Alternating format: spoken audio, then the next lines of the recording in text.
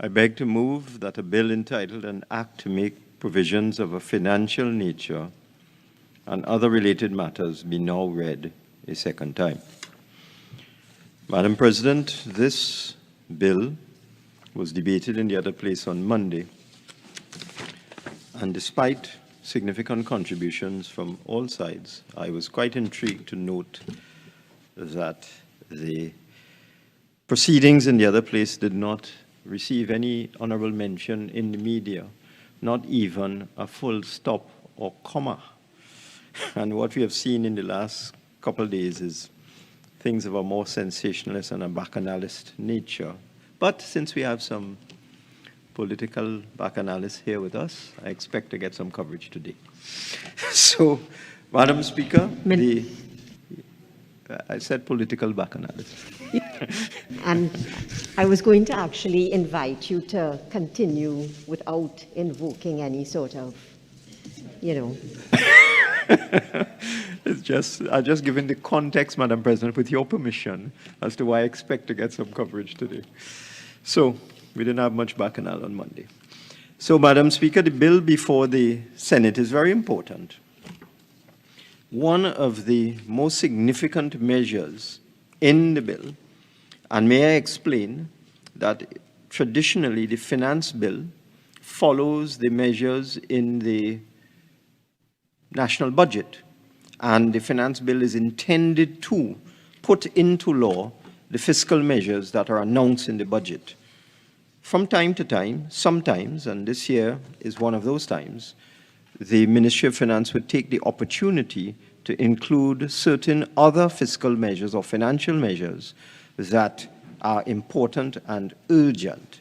But normally, the finance bill simply is the implementation of the fiscal measures announced in the budget. This particular finance bill does include a very, very important matter, which I will get to in due course. And by the way, Madam President, how much time do I have? You have 45 minutes. You will finish at 12:05 with some seconds, 50 seconds. Thank you very much. So if we look at the bill itself, the first clause is self-explanatory. It's simply the title. And as we move on now, the bill proceeds to deal with a matter that has addressed the attention of the Ministry of Finance and was approved by Cabinet recently, which is a reduction and refund in gaming taxes and fees for the gambling industry. During the year 2020, the government took the very difficult decision to prohibit the operation of bars, clubs, as defined under the Registration of Clubs Act, common gaming houses, and common gaming houses or betting offices. And this was done to control and prevent the spread of the novel coronavirus, which we know as COVID-19. As a result, the gambling industry was mandated to close in full for approximately 5 months of 2020. Thereafter, the gambling industry was allowed to open, but with conditions. So that 5 months of 2020 constitutes approximately 42% of the year. However, the way the legislation that governs the gambling industry is structured, persons operating in the sector were required to pay fees and taxes on an annual basis in advance for the year 2020. Clauses 4 and 14 of the bill are meant to bring relief to this sector by implementing for the year ending December 2020 a reduction in the annual gaming tax by 42%. The clauses also provide for a refund of the 42%, the said 42%, of the tax so paid in accordance with the Registration of Clubs Act and the Liquor Licenses Act, respectively. And I wish to point out that amusement machines in bars are governed by the Liquor Licenses Act and not by the Registration of Clubs Act or the new Gambling and Gaming Act, which will be proclaimed shortly. The tax will be refunded where it is proved to the satisfaction of the Board of Inland Revenue that the tax was actually paid. So those who paid will get a refund, and those who did not pay will get what is provided, what is described as a remittance. So Clause 2 implements a reduction in fees by 42% and a refund of the said 42%, where the fees were paid to the BIR or the Betting Levy Board. And as I indicated, this needs to be proven in the case of those who actually paid, because several did not, claiming hardship. And this is why we are giving them relief. When we go to Clause 3 and its companion Clause 13 of the bill, this addresses something, a very serious matter, which has troubled this country for some time.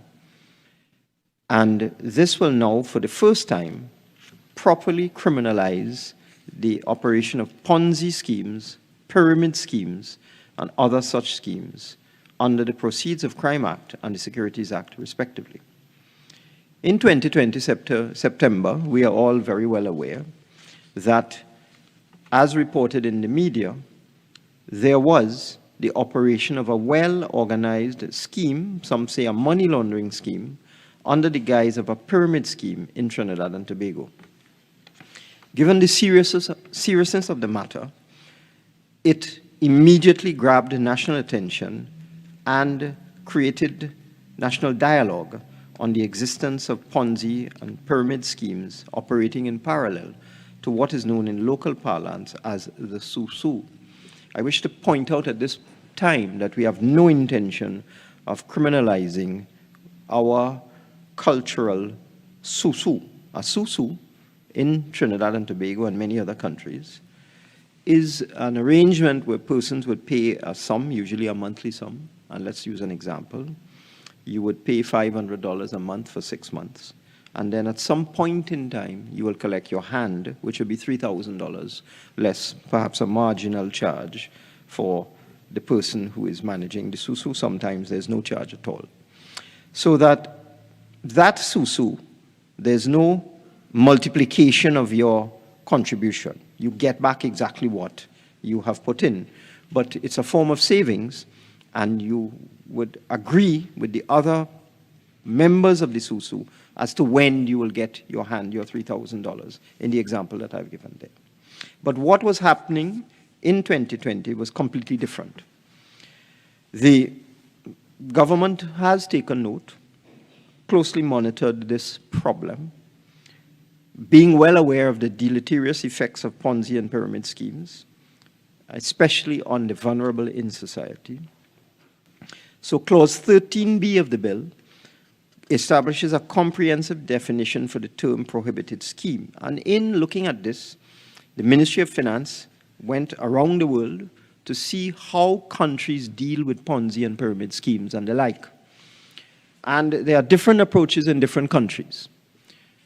Several countries have specific legislation dealing with Ponzi schemes. Other countries, such as Jamaica, which is the model we chose to adopt after extensive review, have included the prohibition of Ponzi schemes and pyramid schemes in their Securities Act.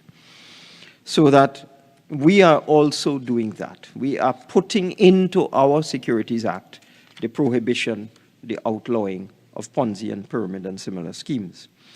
In order to do so, you must have a proper definition so that these characters who operate these criminal schemes can be caught. So that if one looks very carefully at Clause 13B of the bill, let me go straight to it, there are quite detailed definitions of what a Ponzi or pyramid scheme is. And we call it a prohibited scheme. So if you go to the bill in Clause 13, the definition of a prohibited scheme, which is now going to go into the Securities Act after Section 165 with the creation of a new Section 165A. And the bill tells us that a prohibited scheme means a scheme in which a business is structured in such a way that the returns an investor or client earns is directly tied to the number of persons he recruits to join the scheme. So that is quite typical of what happened in Trinidad and Tobago, where persons would get money because of the number of persons they would recruit to join the scheme.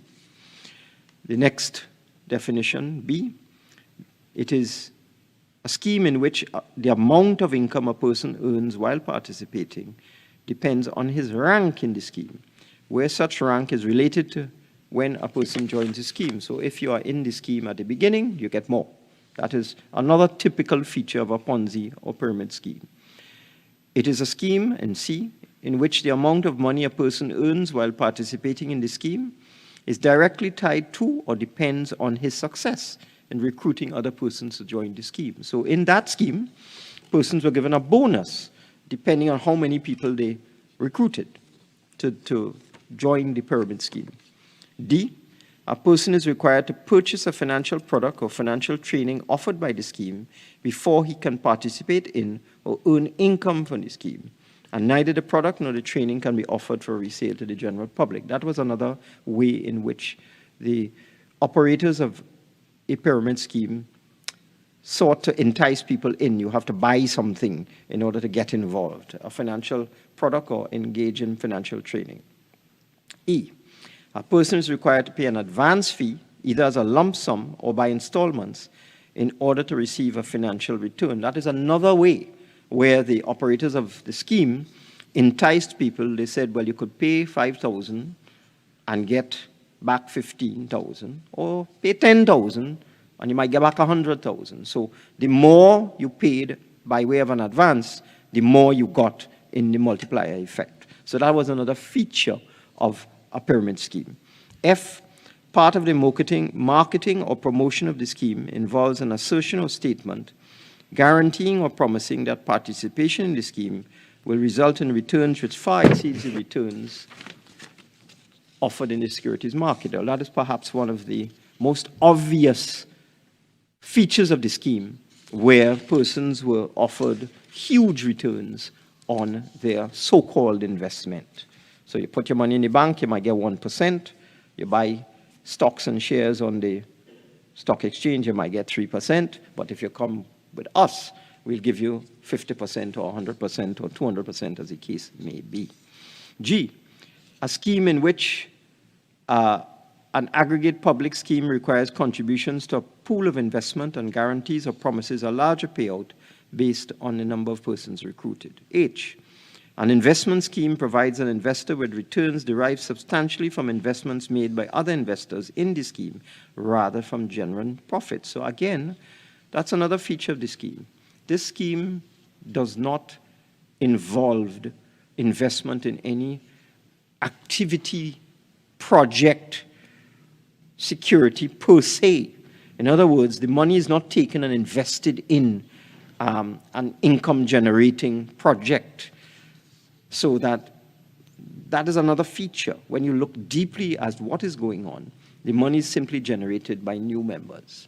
So that's the typical pyramid, where it's small at the top, large at the base, where you just entice more and more people to come in, and the new people provide the income for the original set.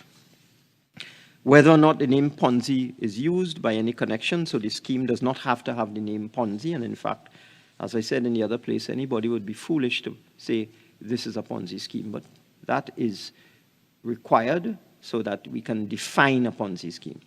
Whether or not the scheme limits the number of persons who may participate therein, either expressly or by the application of conditions affecting the eligibility of a person to enter into and receive compensation under the scheme. And the penalties that are now established, a person who establishes or operates a prohibited scheme is liable on summary conviction to a fine of $10 million and imprisonment for 10 years.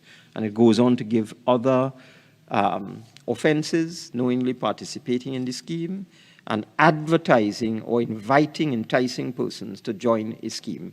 That would attract a fine of $2 million and imprisonment for 3 years. And then we go on to indicate in a list the penalties, fines, and so on, administrative fines as well. So this is a fundamental improvement in our legislation to deal with criminal activity and to deal with those who prey on the vulnerable and the innocent. It is designed to outlaw this get-rich-quick scheme, which has caused grief to so many people. And as I said, we went all over the world to determine the best fit for Trinidad and Tobago, and we decided to use Jamaican model because that has worked very well in that country. And it is very comprehensive and very detailed, and we have borrowed quite a lot of the Jamaican legislation in arriving at our prohibitions and outlawing of these Ponzi, pyramid, and similar schemes. Moving on now, clauses 5A, 10A, and 12A of the bill remove respectively all motor vehicle tax, value-added tax, and customs duty on both new and used passenger electric motor vehicles and passenger electric motorcycles. Previously, when we exempted categories of vehicles from various taxes, there were limitations with respect to motor sizes and so on.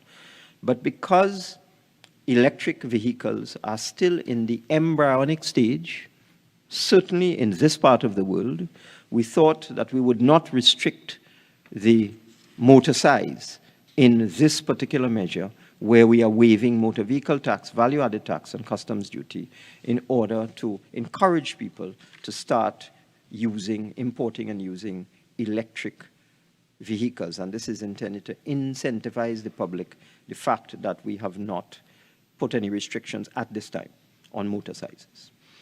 With respect to used electric vehicles, it's important that honorable senators understand and the wider public understand why we have limited used electric passenger motor vehicles and motorcycles to an age limit of just 2 years from the date of manufacture. The reason is, as I indicated, this is still an embryonic industry. It's new. And in the past, the electric vehicles, the batteries were inefficient and didn't last for more than 3 years. And one of the problems developed and advanced economies have at this time is disposal of inefficient electric vehicles, especially the batteries. They don't know what to do with them.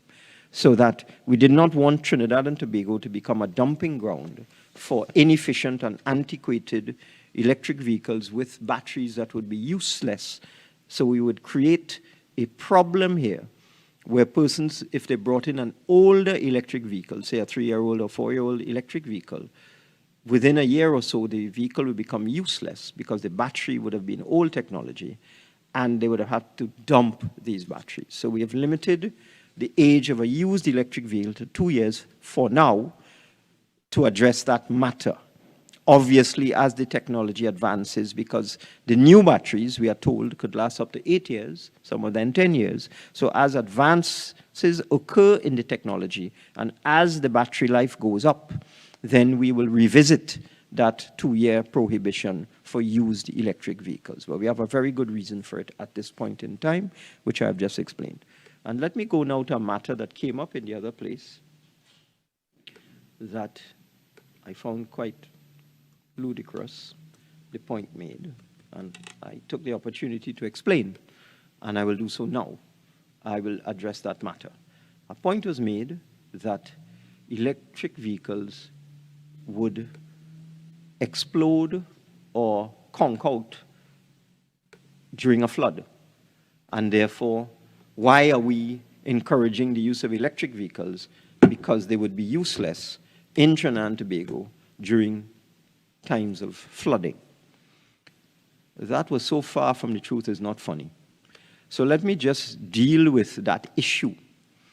And I'm reading from a publication by a website called HDFC, and I am quoting now.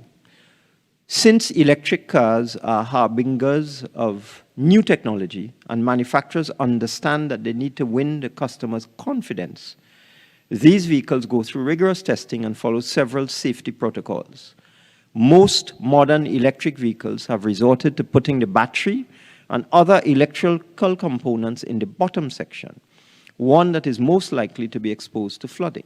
However, the components are well sealed, insulated, and are watertight to ensure there is no seepage of water. Electrocution is therefore not a risk when you take your electric vehicle through flooded areas. Additionally, electric cars undergo high-pressure, deep water testing in extreme conditions to ensure comprehensive plugging of any weak spots. Just for information, the founder of Tesla, Elon Musk, recently showcased how a Model S electric vehicle could float and could turn into a boat for a short period of time using the vehicle's wheel rotation for thrust. That is not recommended, however. Let me go now to a more technical example. For electric vehicles, there's an international protection rating system that electric vehicles all must comply with. A typical IP rating is IP65.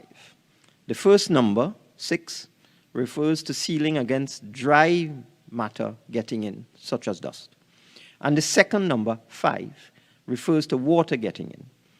IP65, that international protection rating, means the item is totally sealed against dust entering and is protected from low pressure water in any direction. For most electrical vehicles, in particular those in the high voltage sections of motor, speed controller, and battery, they are rated to IP66 or better. 6 for water entry means protected against strong jets of water.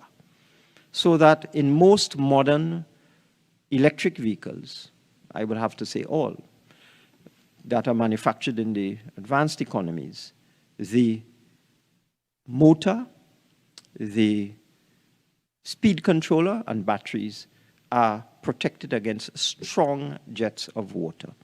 So that the idea that an electric vehicle would conk out or explode during a flood is simply ridiculous. And in fact, the literature tells us that an electric vehicle would feature better during a flood, passing through a flood, than an internal combustion engine car. So I just thought I would say that. Moving on now to goods vehicles. Clause 5B of the bill addresses infrastructure damage sustained on this country's roads by overweight trucks. It increases the penalties, fixed penalty from $750 to $4,000, and the demerit points from 3 points to 4 points for overweight vehicles. And we expect the Ministry of Works and Transport to utilize their weight control stations at Caroni and Goncolda to deal with compliance with respect to this matter. With respect to Clause 6, and I want to say, because this was raised elsewhere, this has nothing to do with the current effort to introduce a private sector operator into the cargo operations at the port. This is simply a lacuna that has existed in our legislation for a long time. Clause 6 amends the Port Authority with respect to exemption on value-added tax for carrying out its functions, such as the acquisition of plant, machinery, apparatus, equipment, etc. Currently, Section 35 of the Port Authority Act exempts the Port Authority from customs duty, and this is simply to bring parity between duty and VAT. At the present time, if the Port Authority requires an exemption from VAT, they would have to go through a laborious process to seek the exemption, and quite often that could require a cabinet note and a cabinet decision. So this is simply to avoid that tedious process. And in any event, since it's a wholly owned state entity, the question of the Port Authority paying VAT is from left pocket to right pocket. So that we simply making this amendment to take away the paperwork and the bureaucracy associated with the authority applying for a VAT refund, because it's a state entity. And this is applicable already to most state entities. They are already exempt from VAT and duty. With respect to clauses 7, B1, B2, this continues the policy of this government trying to make it easier for first-time homeowners by giving them tax exemptions. This will amend Section 18 of the 18A of the Income Tax Act to provide for an increase in the tax allowance for first-time homeowners from $25,000 per year to $30,000 per year. And this is to encourage persons to buy property, encourage first-time homeowners to invest in housing. Additionally, to encourage people to save, again continuing this government's policy to encourage people to save, for contributions to approved pension fund plans, approved deferred annuity plans, tax saving plans, widows and orphans plans, NIS, etc. Clause 7C of the bill amends Section 2815 of the Income Tax Act to allow an increased aggregate deduction of $60,000, up from $50,000, in relation to annual contributions made under Widows and Orphans Pension Act, the National Insurance Act, the Retiring Allowances Legislative Act, or any approved pension fund scheme, approved annuity plan, etc. And again, this is to encourage people to save. So we're increasing the amount that someone can invest in a pension plan and get a tax exemption or deduction. With respect to foreign investment, to encourage foreign investment, we are adjusting the withholding tax rate, reducing it to 8% for distributions and 3% for distribution to a parent company, and this is intended to actively encourage foreign investment in Trinidad and Tobago.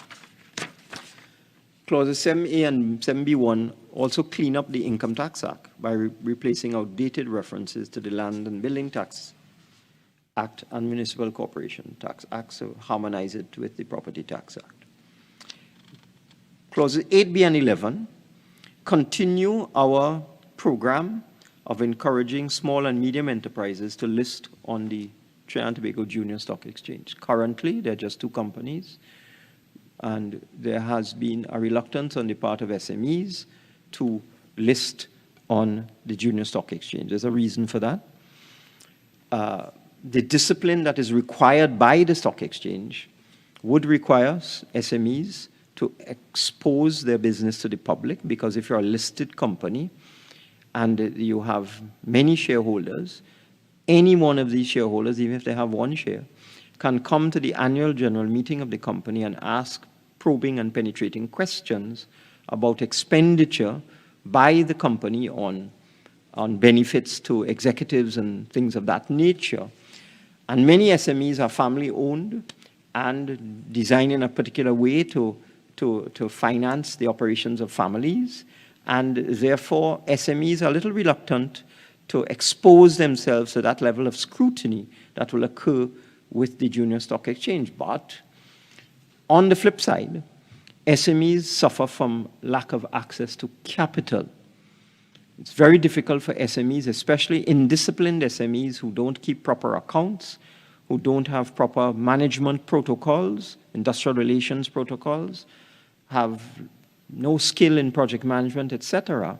It is very, very difficult for SMEs in that category to get capital, to get bank financing and so on, to acquire new equipment, to acquire new property, to grow their business. Very difficult for them. However, if they list on the Junior Stock Exchange, they can immediately get capital by an initial public offering, or by demonstrating to financial institutions that they have the necessary discipline, the necessary strength, the necessary long-term planning, the necessary integrity to get financing from banks. So it is a good thing for small and medium enterprises to seek to list on our stock exchange. So again, we are improving the exemptions in terms of taxes, and what clauses 8B and 11 of the bill do is grant relief to small and medium enterprises that list on the Junior Stock Exchange for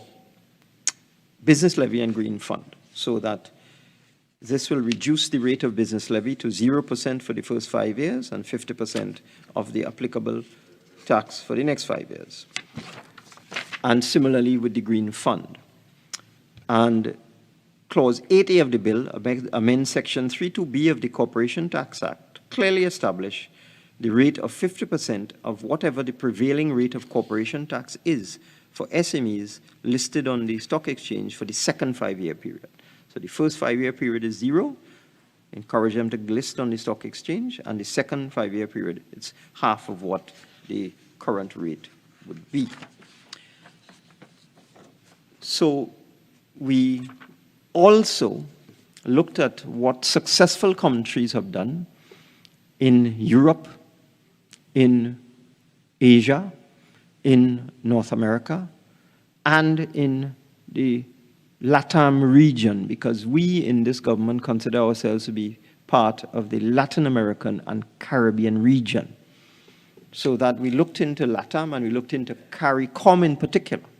And what we saw is that in Jamaica, which has a very successful junior stock exchange with at least 40 companies listed as compared to our 2, they have a mentorship program. So that in order to list on the junior stock exchange in Jamaica, you have to have a mentor.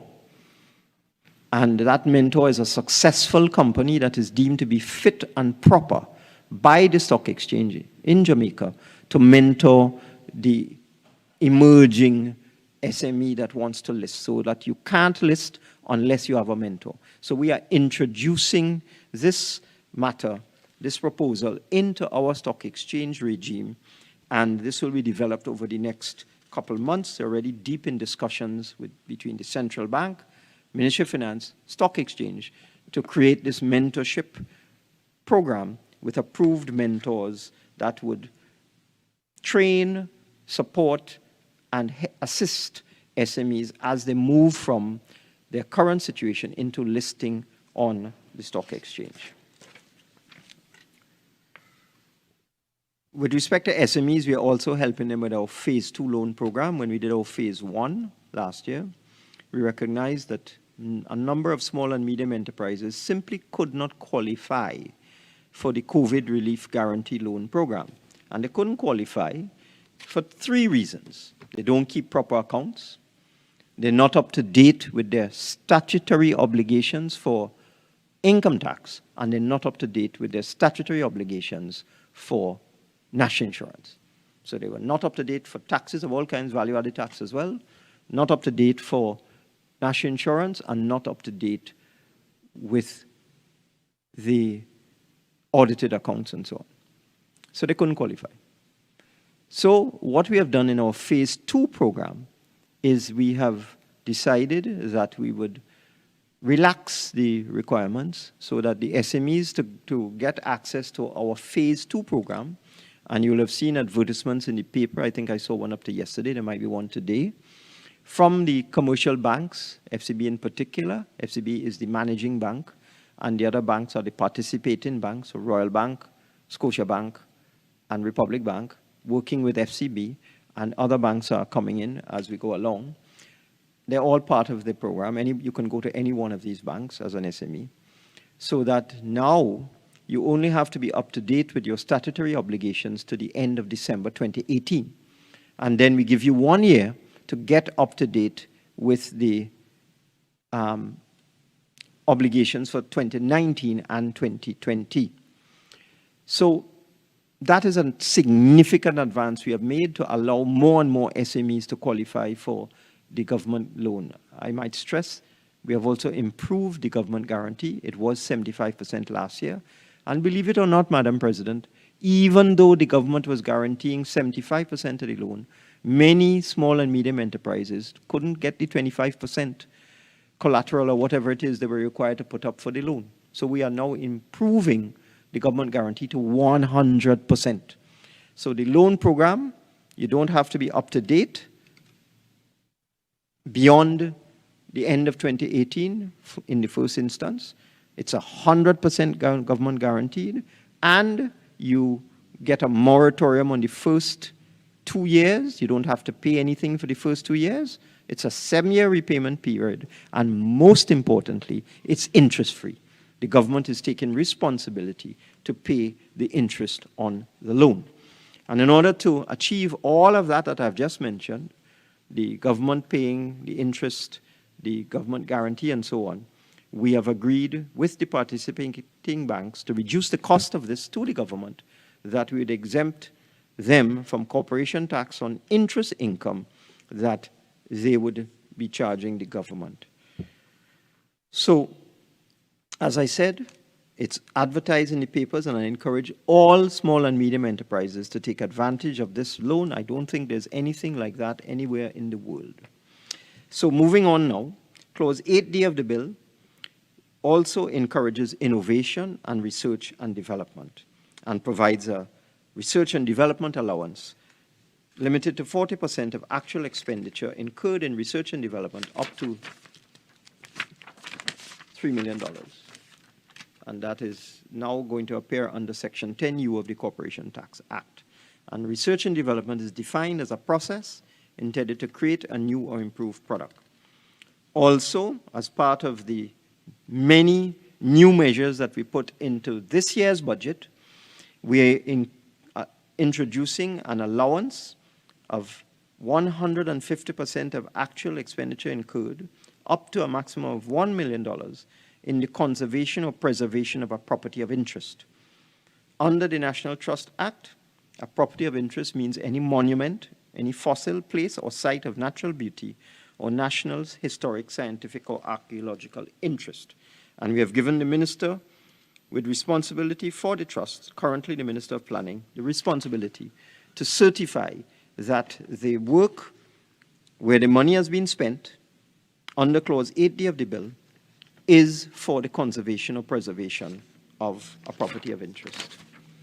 Moving along, Clause 8E2 of the bill gives incentives for the development and expansion of the manufacturing sector. And we are allowing a deduction up to $100,000 for companies investing in information technology, digitization, or technology development. This does not apply to the energy sector. Again, with our government's thrust for digitization, Section 8E2 of the bill provides incentives in the Corporation Tax Act for the digital sector. A company whose core business is technology, solution, and digitization shall be subject to a rate of 50% of the current Corporation Tax Act on the first $100,000 for 2022 and the first $200,000 of income for 2023. We have defined technology solution to mean a set of related software programs or services sold as a package. Again, another innovative measure in the National Budget 2022, we're giving incentives for carbon capture and storage and enhanced oil recovery. That's in Clause 9 of the bill, providing an allowance for companies involved in carbon capture, carbon storage, and enhanced oil recovery. And we've defined these things. Carbon capture, storage is defined as technology which prevents or removes carbon emissions from the atmosphere and stores the captured carbon emissions for reuse in manufacture or stores the captured carbon emissions underground or otherwise. And enhanced oil recovery is defined as the increased recovery of crude oil from a reservoir by using various methods, including steam, water flooding, or gas injection. Again, another innovative measure in the budget, articles for the differently able, the blind, and disabled, clauses 10 and 12 of the bill, expand the number of articles and the items required to assist the blind and disabled through duty and VAT concessions. There are already a number of articles, but we are adding more. So we are assisting persons with duty and tax concessions on things like walking canes and white canes. We're also introducing tax waivers for persons with mental and physical disabilities, and that's in Clause 12B of the bill. Clause 10B, zero rates value-added tax on walking canes, white canes, mobility canes, braille typewriters, and all items currently exempt from customs duty as certified by the minister with responsibility for persons with disabilities. In addition, Madam Speaker, you will have heard me speak about incentives to significant importers, and the fiscal measures that will deal with incentives for exporters will be part of another finance bill, which I will introduce early in 2022. Clause 15 is a commencement clause, which makes it clear that clauses 5, 7, 8, 9, 10, 11, and 12, which is essentially the fiscal measures in the national budget, will come into effect on the 1st of January. All other matters will come into effect on assent of this bill. How much more time I have, Madam President? Sorry. You have exactly 10 minutes and 50 seconds. Thank you very much. So, to repeat, this bill... Minister, sorry, 5 minutes and 50 seconds. Thank you very much. To repeat, this bill is intended to address the fiscal measures announced in the budget 2020.